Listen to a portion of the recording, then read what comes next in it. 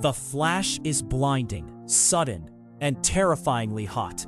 It is January 1984, and you are Michael Jackson, standing under the sweltering studio lights of a Pepsi commercial at the absolute zenith of your physical power.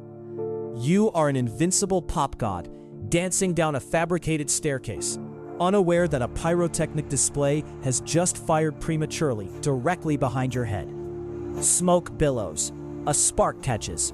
In an instant, the hair on your scalp ignites into a pillar of flame. You continue to spin, consumed by the performance, until crew members desperately tackle you to the stage floor to extinguish the fire. The agony is instantaneous and profound. As you are carried away on a stretcher, clutching a gloved hand to your chest, you have suffered severe second and third degree burns. Medical professionals immediately prescribe you a regimen of strong painkillers and heavy sedatives to endure the grueling recovery. This moment of physical trauma awakens the central tragedy of your existence: the catastrophic cost of a manufactured childhood and the tragic pursuit of perfection and escapism. Long before the stadium lights, your world is defined by a suffocating 672-square-foot minimal traditional bungalow in Gary, Indiana.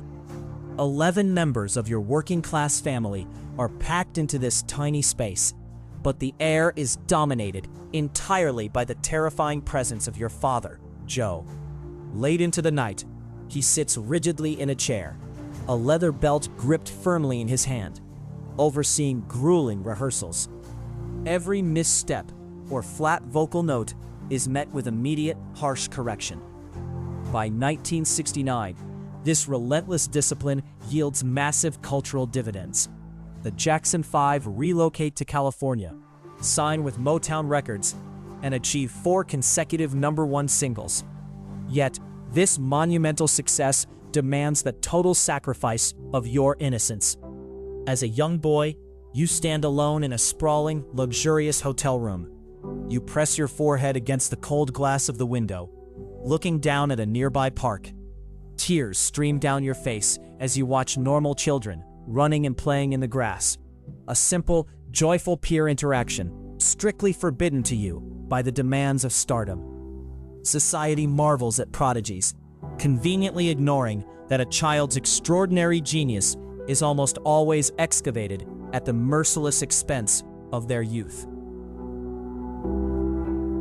Entering your early 20s, you are desperate to sever the psychological tether to your father and establish yourself as an autonomous adult artist. In 1978, on the vibrant Los Angeles set of the film adaptation of The Wiz, you meet legendary producer Quincy Jones.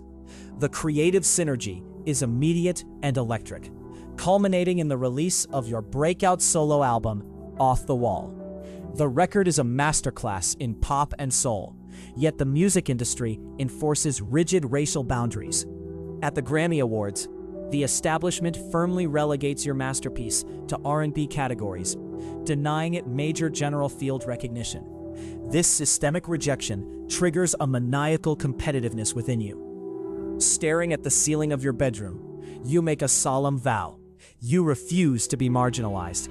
You resolve to create music so undeniable, so universally magnetic, that the white-dominated broadcasting and award structures will have absolutely no choice but to bow to your talent.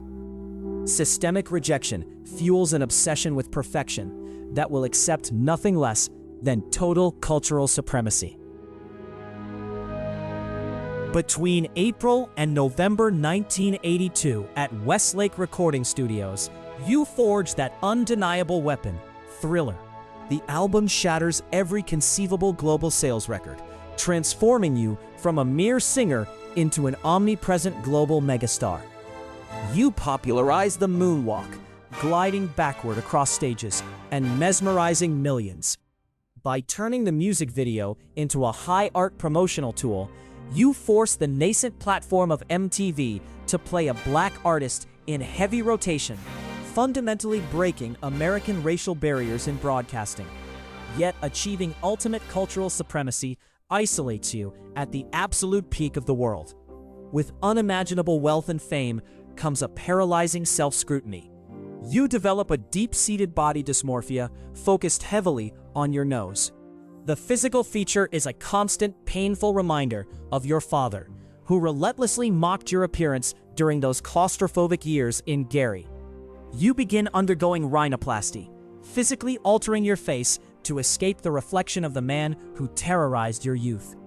True isolation occurs not when the world rejects you, but when the world worships a version of you that you are systematically erasing. By 1988, the desperation to recapture your stolen youth manifests into a physical empire. You purchase a sprawling property in Santa Barbara County for $14.6 million and christen it Neverland Ranch. It is not merely a home. It is a meticulously constructed fortress of escapism. You build a private zoo, a fully functioning amusement park with a Ferris wheel and a grand movie theater. You are actively manufacturing the childhood you were denied, surrounding yourself with endless play and suspended reality. Inside this fortress, your detachment from reality accelerates. You begin using hydroquinone depigmentation creams and heavy stage makeup to create a stark, porcelain white skin tone. The relentless tabloid culture seizes upon these extreme physical alterations, viciously dubbing you Wacko Jacko. To cope with the mounting public mockery and the profound loneliness of your sanctuary, you retreat deeper into the chemical dependency born from that commercial fire 4 years prior.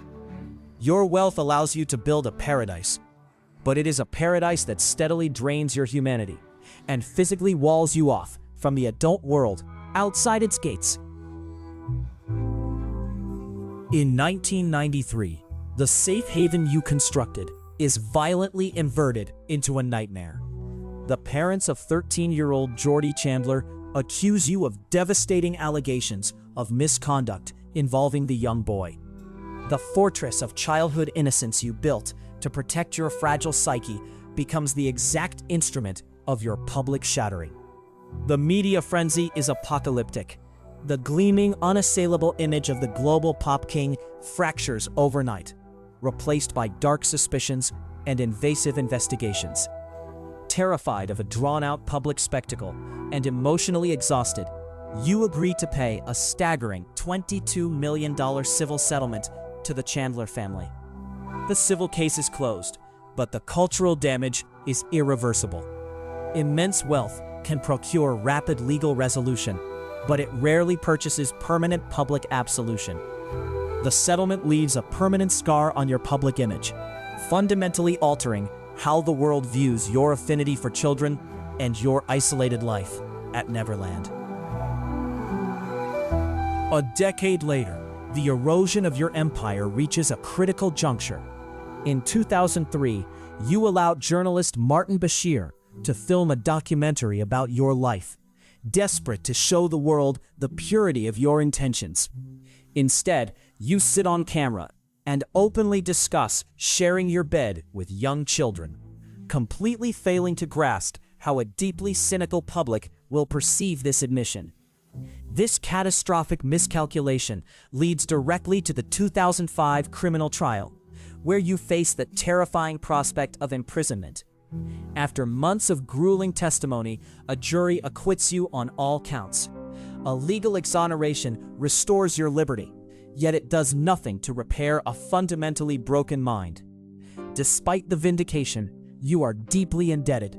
The millions drained annually by Neverland, combined with your inability to tour, leave you in extreme financial peril. You use your massive corporate asset, the Sony ATV Beatles publishing rights, as collateral for massive loans. Ignoring the looming ruin, you impulsively purchase million-dollar watches and $10,000 bottles of perfume, trying to buy your way out of a hollow, chaotic existence. It is the spring of 2009. You are now 50 years old, living in a rented Los Angeles mansion, a frail and suffocated man. Facing the imminent foreclosure of Neverland and crushing debt, you agree to a grueling 50-show residency at London's O2 Arena. It is a desperate lifeline to save your crumbling personal empire. The pressure of the impending comeback is unbearable. Extreme anxiety and chronic insomnia ravage your weakened body. You are entirely unable to sleep naturally. In a tragic, desperate attempt to find rest, you rely on Dr. Conrad Murray to administer propofol, a powerful surgical anesthetic, off-label, in your residential bedroom. On June 25, 2009, your heart simply gives out. You suffer a fatal cardiac arrest. The news of your passing sweeps across the globe instantly, briefly crashing internet servers beneath the weight of unparalleled public grief. The immense physical and financial debts, accrued over a lifetime of evasion, demand their final payment, revealing the catastrophic cost of a manufactured childhood and the tragic pursuit of perfection and escapism.